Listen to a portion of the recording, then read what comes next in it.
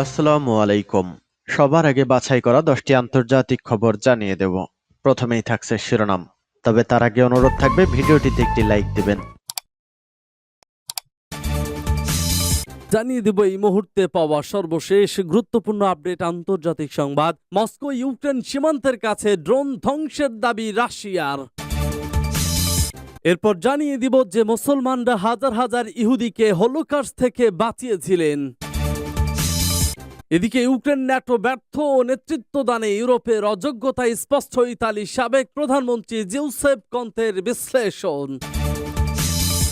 এবং জানিয়ে দিব হামাসের পাল্টা জবাবে পশ্চিম এশিয়ায় যুদ্ধের আগুন জ্বলে উঠতে পারে বলছে বেরদাভিল। ইসরায়েলের হুমকির জবাব। এদিকে ইরাকে পিকেকের উচ্চপদস্থ কর্মকর্তা নিহত। সর্বশেষ জানিয়ে দিব পশ্চিমাদের বিপরীতে ব্রিক্স নেতারা তাদের বাস্তব সমস্যা মোকাবেলা করে বলছে ল্যাভরভ। শুনছিলেন সংবাদ শিরোনাম, এখন বিস্তারিত। তবে তার আগে অনুরোধ থাকবে ভিডিওটিতে একটি লাইক এবং কমেন্টস করে জানিয়ে দিন এই ভিডিও সম্পর্কে আপনার মূল্যবান মতামত। আর হ্যাঁ বন্ধুরা, অবশ্যই এই ভিডিওটি আপনার ফেসবুকে শেয়ার করে ছড়িয়ে দিন আর জানিয়ে দিন আপনি কোন জেলা থেকে বা কোথা থেকে আমাদের সংবাদ শুনছেন এবং দেখছেন। মস্কো ইউক্রেন সীমান্তের কাছে ড্রোন ধ্বংসের দাবি রাশিয়ার। মস্কোর দিকে আসা একটি এবং ইউক্রেন সীমান্তবর্তী একটি অঞ্চলে আসা দুটি ড্রোন ধ্বংস করার দাবি করেছে রাশিয়ার বিমান প্রতিরক্ষা কর্তৃপক্ষ। মস্কোর মেয়র সের্গেই সোবিয়ানিন এ তথ্য নিশ্চিত করেছেন। টেলিগ্রাম মেসেজিং অ্যাপে তিনি লেখেন, সোমবার ভোরে রাজধানীর দক্ষিণ পূর্বে লিওবার্টিস জেলায় বিমান প্রতিরক্ষা ব্যবস্থা মস্কোর দিকে আসা একটি ড্রোন ধ্বংস করেছে। এটি ইউক্রেনীয় কিনা তা উল্লেখ করেননি মস্কো মেয়র। তিনি বলেন, প্রাথমিক রিপোর্ট অনুযায়ী কোনো হতাহত বা ক্ষয়ক্ষতি হয়নি। জরুরি পরিষেবাগুলো ঘটনাস্থলে রয়েছে। রুশ প্রতিরক্ষা মন্ত্রণালয় বলছে, স্থানীয় সময় ভোর 4:30টার দিকে বিমান প্রতিরক্ষা বাহিনী একটি ড্রোন ধ্বংস করেছে। এই হামলার চেষ্টার জন্য কিয়েভকে দায়ী করেছে তারা। এই ঘটনায় মস্কোর ডোমেডোটোভো এবং ভনুকোভো বিমানবন্দরে বিমান চলাচল সাময়িকভাবে স্থগিত করা হয় বলে জানিয়েছে রাষ্ট্রচালিত তাস নিউজ এজেন্সি। এদিকে ইউক্রেন সীমান্তবর্তী পশ্চিম ব্রায়ানুস্ক অঞ্চলে বিমান প্রতিরক্ষা ব্যবস্থা দ্বারা আরও দুটি ড্রোন ধ্বংস করা হয়েছে বলে জানিয়েছে রুশ প্রতিরক্ষা মন্ত্রণালয়। এতে ক্ষয়ক্ষতি বা হতাহতের ঘটনা ঘটেছে কিনা তা বলা হয়নি। সাম্প্রতিক সপ্তাহগুলোতে মস্কো এবং অন্যান্য রাশিয়ান ড্রোন অঞ্চলগুলো ধারাবাহিক ইউক্রেনীয় ড্রোন হামলার লক্ষ্যবস্তু হয়েছে। সূত্র মস্কো টাইমস।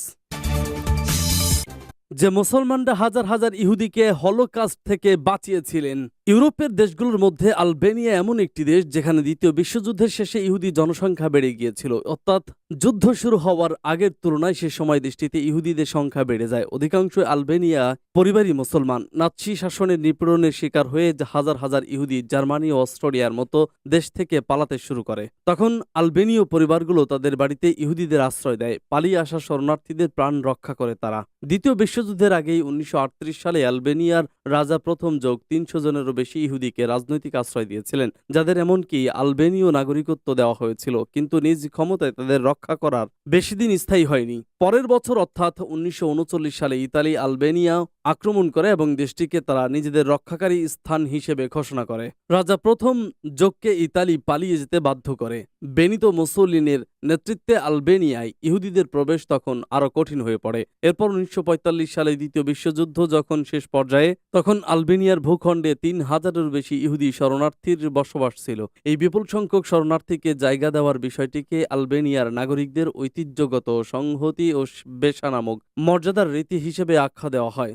যুক্তরাষ্ট্রের আলবেনিয়ান আমেরিকান সিভিক লীগের শার্লি ক্লয়েস ডিওগার্ডি বলেন, আলবেনীয়রা ইহুদিদের তাদের পরিবারের আশ্রয় দিয়েছিল, তাদের খাবারের ব্যবস্থা করেছিল, তাদের যত্ন করেছিল, তাদের লুকিয়ে রেখেছিল এবং যখনই পরিস্থিতি আরো বিপজ্জনক হয়ে উঠত তারা তাদের অন্য জায়গায় নিয়ে যাওয়ার উপায় খুঁজে বের করত।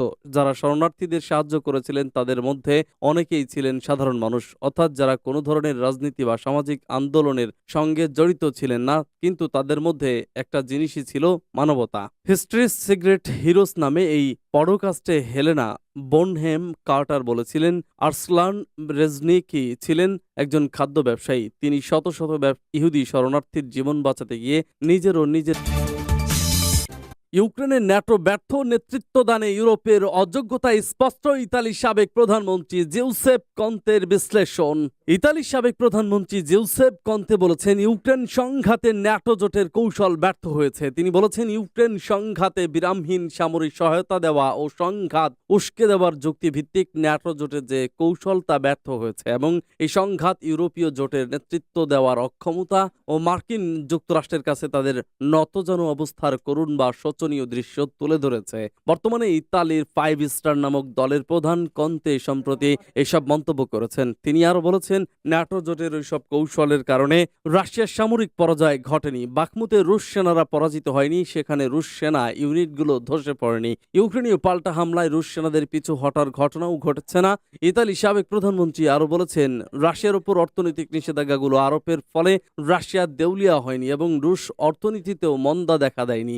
জেউসেপ কন্তে আরো বলেছেন রাশিয়াকে একঘরে করার বা কোণঠাসা করার প্রচেষ্টা বাস্তব হয়ে দেখা দেয়নি, বরং ব্রিক্স জোট 2024 সাল নাগাদ আরো সুপরিসর হতে যাচ্ছে, যাও আওতাধীন বিশ্বের 45% জনগণ এবং বিশ্বের জিডিপির 38.2%। কন্তের মতে পুরনো ইউরোপের এই সংঘাত থেকে এটা ফুটে উঠেছে যে ইউরোপীয় জোট কোনো কার্যকর অভিন্ন কৌশল গড়ে তুলতে ব্যর্থ হয়েছে এবং এই জোটের স্বাধীন রাজনৈতিক অর্থনৈতিক নেতৃত্ব দেওয়ার ক্ষমতাও নেই, বরং তারা মার্কিন শাসকদের অধীনস্থ।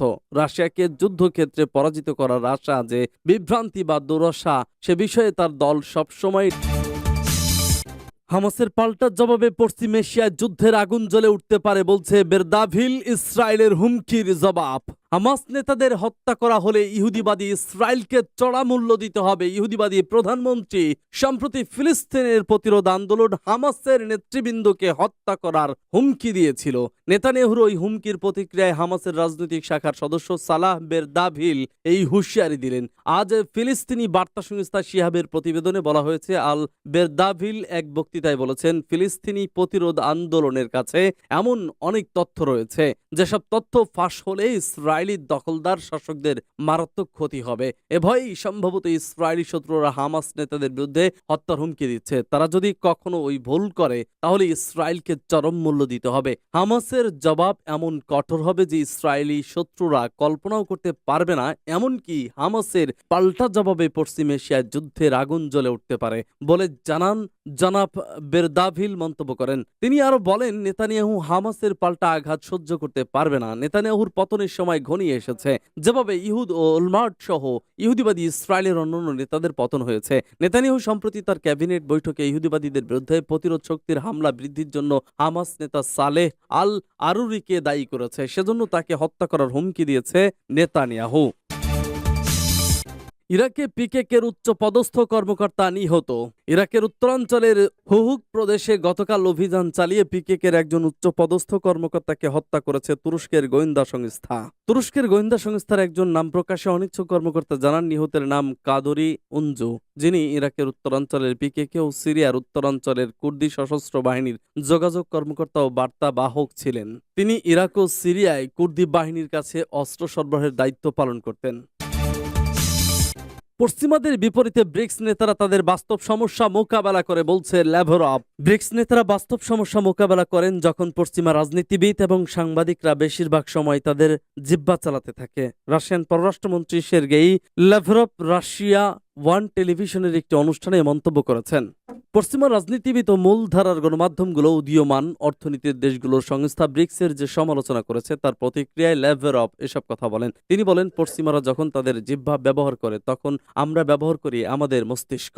ল্যাভরভ রোববার মস্কোয় সাংবাদিকদের সঙ্গে আলাপকালে বলেন ব্রিক্সে এমন একটি সংস্থা হিসেবে বিবেচনা করা হচ্ছে যার কোনো প্রভাব নেই, কিন্তু সম্প্রতি কয়েক ডজন দেশ এতে যোগ দিতে আগ্রহ প্রকাশ করেছে। এর অর্থ হচ্ছে পশ্চিমারা যখন তাদের জিহ্বা ব্যবহার করে তখন আমরা আমাদের মস্তিষ্ক ব্যবহার করি, আমরা সঠিক কাজটি দৃঢ়ভাবে সম্পাদন করি। গত 22 থেকে 24 আগস্ট পর্যন্ত দক্ষিণ আফ্রিকার জোহেন্সবার্গে ব্রিক্সের 15তম শীর্ষ সম্মেলন অনুষ্ঠিত হয়। এই সম্মেলনে 5 সদস্য বিশিষ্ট ব্রিক্সে